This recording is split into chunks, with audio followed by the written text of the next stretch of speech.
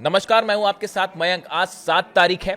मैं आपको बताऊंगा कैसे पिछले 48 घंटे के अंदर ईरान की सेना ने अली खामेनेई साहब के फॉर्मूले पर चलते हुए, अली खामेनेई साहब की नीति पर चलते हुए अमेरिका को हॉर्मुज से खदेड़ दिया है।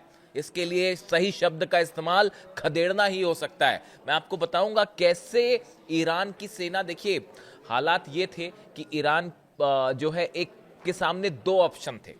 एक ऑप्शन ये था कि बातचीत के जरिए हालात को नियंत्रण में करने की कोशिश की जाए, और दूसरा रास्ता ये था कि करारा जवाब दिया जाए, दुश्मन के हर कदम का एक कदम आगे बढ़ के जवाब दिया जाए। ये वो रास्ता जो अली खामेनेई साहब ने दिखाया था, उसी पर ईरान की सेना आगे बढ़ी और 48 घंटे में घुटनों पे है अमेरिकी की फोर्सेस हॉर्मुज में। ये कैसे हुआ, इसकी हम चर्चा करेंगे, लेकिन पहले एक बड़ी खबर आ रही है। बड़ी खबर हॉर्मुज से ही है।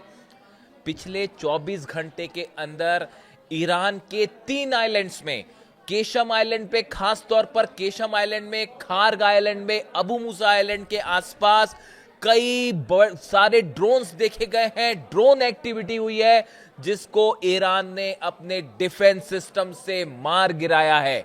देखिए, ये बड़ी खबर है। ईरान के जो आइलैंड्स हैं, उनके आसपास जो द्वीप हैं, उनके आसपास अचानक कई ड्रोन्स देखे जाते हैं चंद घंटों के अंदर, और ईरान ने अपने डिफेंस सिस्टम को एक्टिवेट किया। ईरान के पास कोई रास्ता नहीं था, उसे हिट करके उन्होंने ये ड्रोन्स मार गिराए। धमाकों की आवाज भी आई, ये और इलाके में सनसनी भी थी काफी, लेकिन फिर ईरान की तरफ से बात साफ की गई कि ये ड्रोन सस्पिशियस ड्रोन्स थे जिसको हमने मार गिराए। अब देखिए, ये घटना क्यों महत्वपूर्ण है, ये ड्रोन्स यहां क्यों आए थे।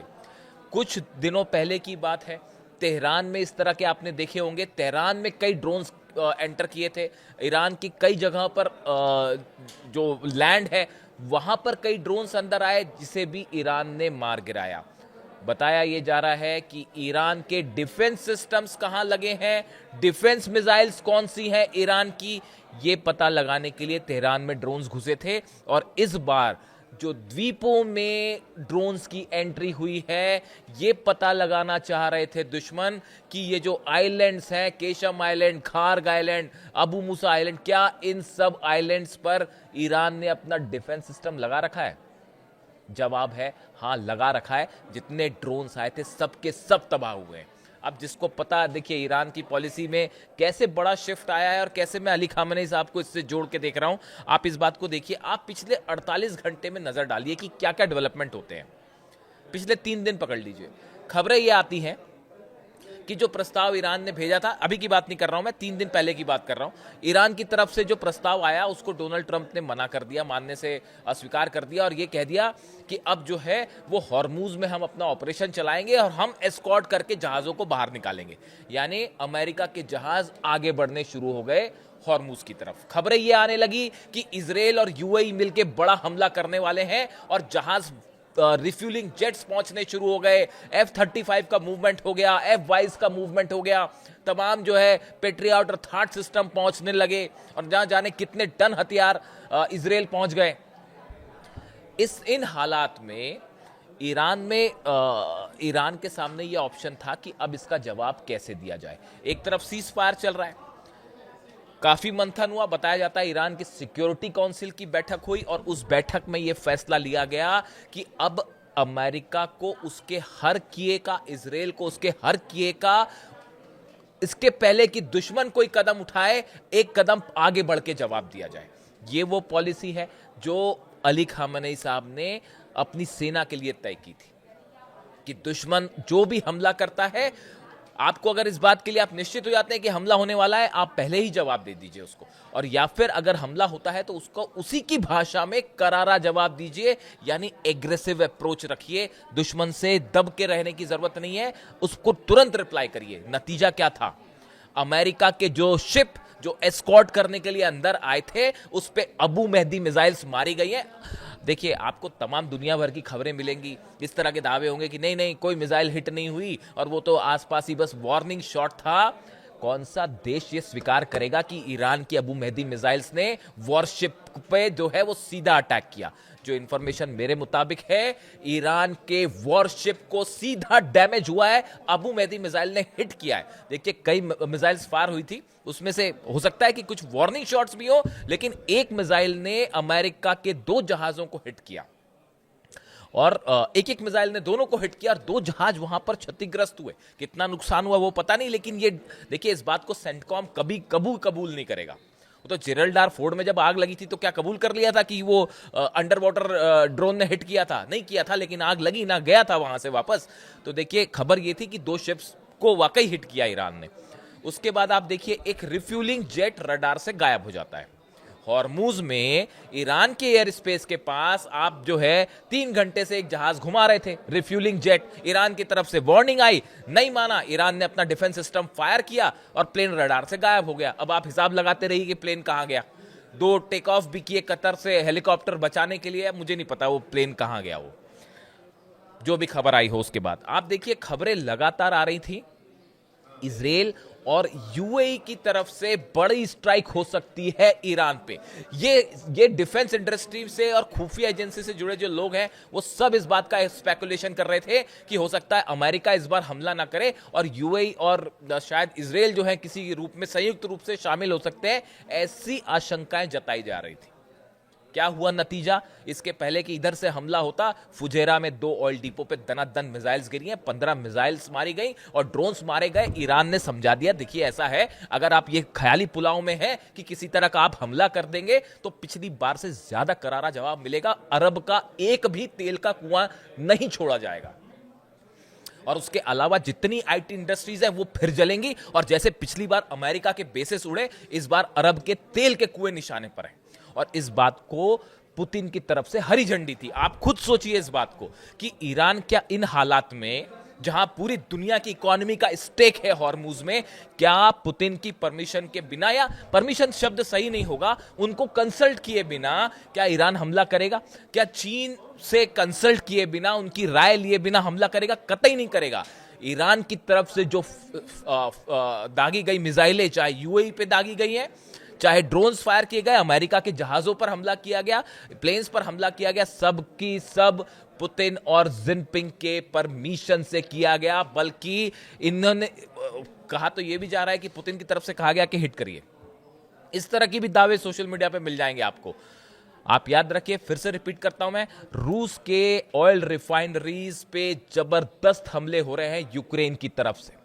रूस के जो तेल की ठिकाने जल रहे हैं, तो अब से जो ऑयल रिफाइनरी है 4 बार हमला हो चुका है उस पर।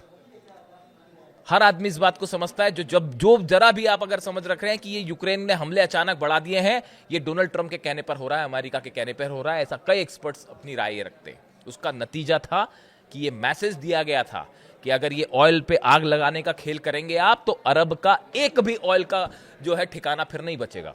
और उसके बाद पर्याप्त मिसाइल्स हैं ईरान के पास। और जहां तक अब जो नई जानकारी आ रही है, अगले वीडियो में एक बड़ा खुलासा ईरान की मिसाइल्स को लेकर। ये जितना नुकसान की बात थी, अब खबरें ये हैं कि ईरान का मिसाइल स्टॉक तो तेजी से, कहां तो अमेरिका उसको रोकने की बात कर रहा था, तेजी के साथ मिसाइल बनाने का काम दुगनी गति से आगे हो गया है। ठीक वैसे ही जैसे जब 12 दिन की जंग हुई थी, जंग खत्म हुई थी, उसी दिन अली खामेनी साहब का आदेश था, फिर से जुट जाइए, फिर हमला होगा। मैं आपको फिर बताता हूं। आज कल मार्को रूबियो ने ऐलान किया कि भाई जो हमारा ऑपरेशन था ईरान के साथ हम रोक देते हैं। मार्को रूबियो के, अमेरिका के विदेश मंत्री के इस ऐलान के बाद कि हम अपना ऑपरेशन फिलहाल रोक रहे हैं, कल से ही ईरान अगली जंग की तैयारी में जुट चुका है। बिल्कुल वही आदेश का पालन हो रहा है जो अली खामेनी साहब कह के गए थे। इसीलिए मैं कहता हूं आज भी ईरान के सुप्रीम लीडर अली खामेनी साहब ही हैं और उन्होंने जो अपनी चीजें तय की थी, ईरान की सेना उसी रास्ते पर आगे बढ़ रही है, उसी पॉलिसी पे आगे बढ़ रही है। और चाहे 40 दिन की जंग हो जाए, चाहे 400 दिन की जंग हो जाए, आप देखिए पूरे बेस तबाह।